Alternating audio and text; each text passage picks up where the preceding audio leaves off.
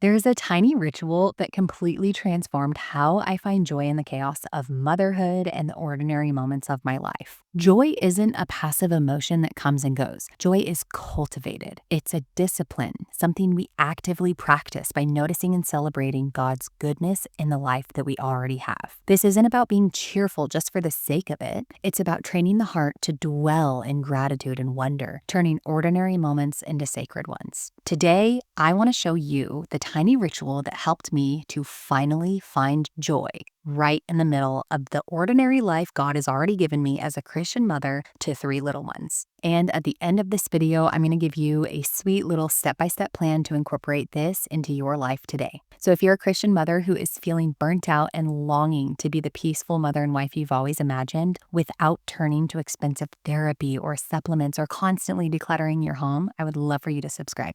And if you're new here, I'm Kiri, and I help Christian homemakers who are living in a fog of exhaustion and stress to become the patient, peaceful mother and wife they've always dreamt of being. And if you're wondering how I went from barely surviving each day to creating a peaceful, joyful home, even when my circumstances didn't change, I walk through the exact process in my free workshop called From Survival Mode to Peace-Filled Homemaking in 7 days. The link is below. The tiny ritual that helped me to find joy in the life God already gave me is the ritual of intentional celebration. Most of us are waiting for life to feel special. When your husband comes home with flowers and sweeps you off your feet, or when you can afford to go on the Pinterest perfect family vacation, or when you're able to move to that property that you've been dreaming about. But the truth is, ordinary life is the only life we get. And that is a gift because God has you right here for a reason.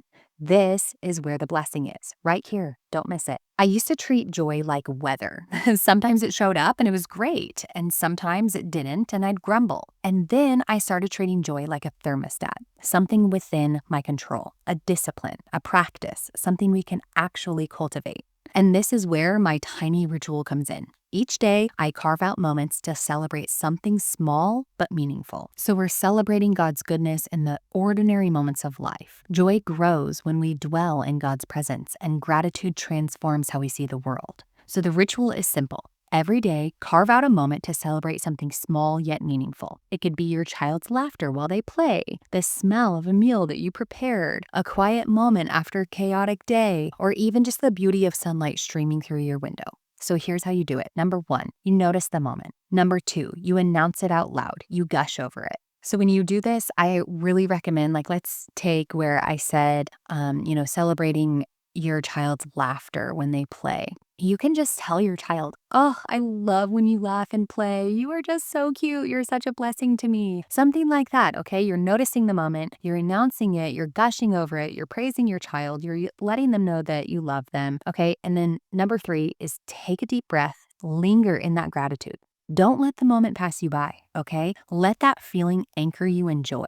This practice will retrain your brain and heart to see the sacred in the ordinary moments of your life, okay? Over time, you'll naturally start noticing these blessings instead of having to chase them, right? Like you're just naturally going to start seeing these things even more. Here's why this is so profound. Because joy becomes a way of life, a habit of the heart, not a mood. The ordinary becomes sacred, and once you've trained your heart to notice the blessings, you can't go back to living blind to them. But what about when the ordinary doesn't feel sacred at all, when it feels like absolute chaos? Listen, the enemy of joy isn't chaos. It's our obsession with control. Hear me out. When I had my 3rd child, my cousin gave me this coffee mug that says, "Embrace the mess."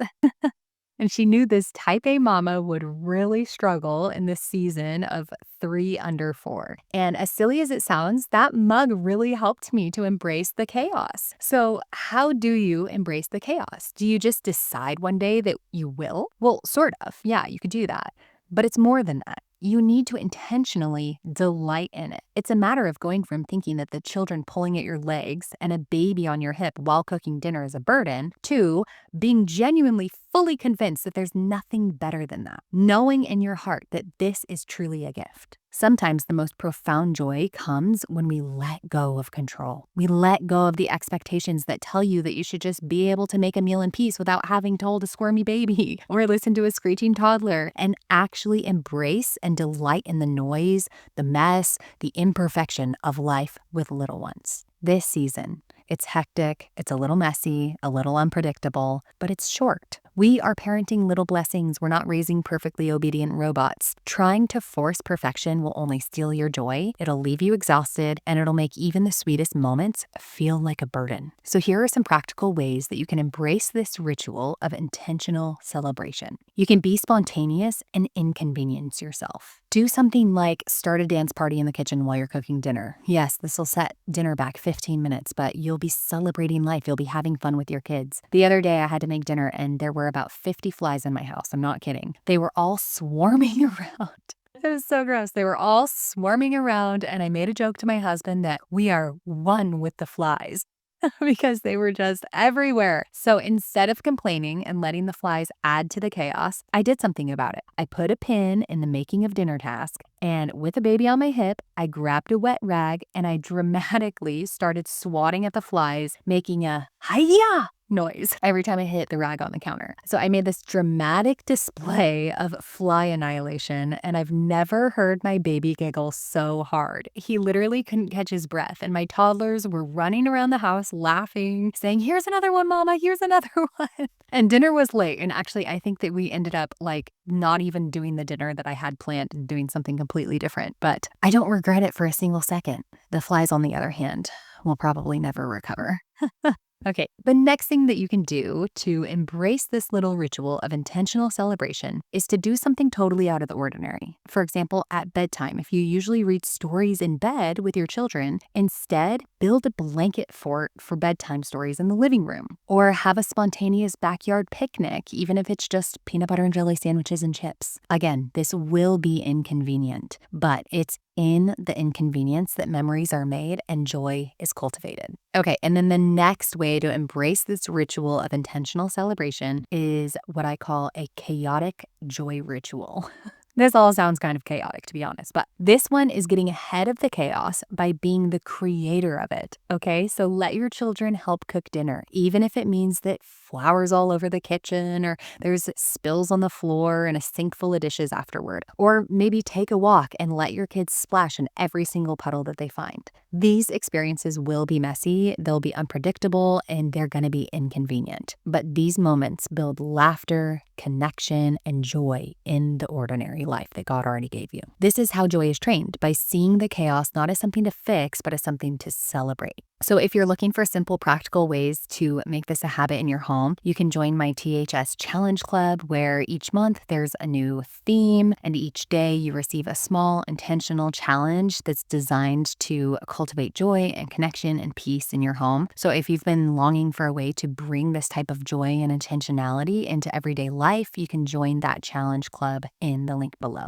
And if you're thinking, okay, this sounds so sweet, but I'm literally drowning every day, Kiri, and I don't even know where to start, I want you to know I have been there. And I also want you to know that you can find calm and peace and joy even in the midst of the chaos that you're living in right now. That's exactly why I created my free workshop called From Survival Mode to Peace-Filled Homemaking in 7 days. It's just 1 week, and I walk you step by step through simple practical shifts that help you to stop feeling exhausted and overstimulated and overwhelmed and start experiencing the real peace and presence in your home, even if nothing else in your life changes. I base this off of my whole theory that the reason why mothers get to this point of just living in survival mode is because they have a nervous system that is in constant fight or flight mode. So I walk through all of that in my free workshop. The link is in the description below. You can start it today. No fancy tools or supplements, just really practical biblical steps that will help to pull you out of survival mode. Typically, motherhood doesn't become heavy because we're doing too much. It becomes heavy when the ordinary stops feeling meaningful. Do you know what I mean? One of the most transformative rituals that I've found is to intentionally make each day feel special by creating excuses to celebrate daily life. Again, remember, intentional celebration. So here are some ideas for weaving little celebrations into your life. You can start with little daily traditions like milkshake Mondays or taco Tuesdays or movie night Saturdays. You can celebrate Sabbath rest by making one special day of the week set apart from the rest where you can just enjoy each other as a family and rest. Another thing that you can do is to create themed meal days like Pizza Friday or Soupy Sunday. You can also celebrate celebrate tiny milestones like first days of school or your husband's accomplishment at work or a half birthday or something silly like you're finding excuses here, right? Just always find a reason to celebrate. And then you can celebrate with a special activity like a hike or an adventure or making a new recipe or a dance party or a picnic in the yard or a scavenger hunt in the house. I like to take how like during Advent, people will have little activities to do every single day. And usually it's like a fun craft or something, out of the ordinary. I actually like to take those and use them all throughout the year. Okay. So, like instead of an Easter egg hunt for Easter time, during Christmas, I do a candy cane hunt, right? But like, what can you do on just like a normal Tuesday that would kind of give the same pizzazz and like excitement for your family, right? So just make it fun. Ecclesiastes 3:13 says, "Everyone should eat and drink and take pleasure in all his toil. This is God's gift to man." So joy isn't waiting for you in another season of life or after a particular milestone is reached. It's here in today's work that the Lord has set before you. And that is when homemaking stops being survival and becomes celebration. So start this today with these sweet little simple steps. Number 1, pick one moment today to spontaneously celebrate and make it just a little bit different from the ordinary, like your kid's bedtime routine. Change it up a bit.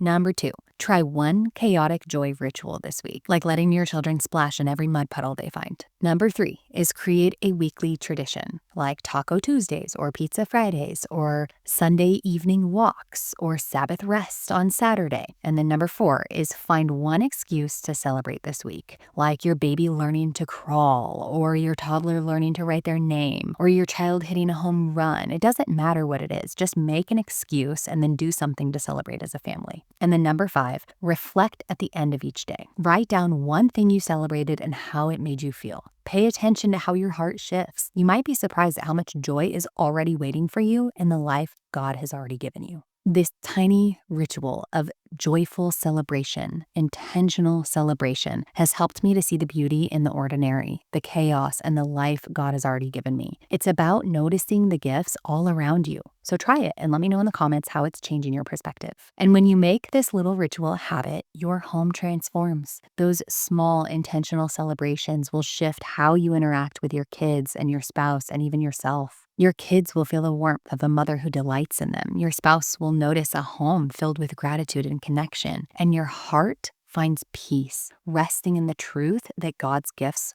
are already all around you. So it's always such a joy to have you here. So if you need more help with this, if you would like an exact step-by-step system for how I cultivate joy and peace in my home, I would love for you to join me in my free workshop using the link down below. It's always such a joy to have you here. And if you'd like to know how to become the peaceful wife your man can't resist, watch this next video.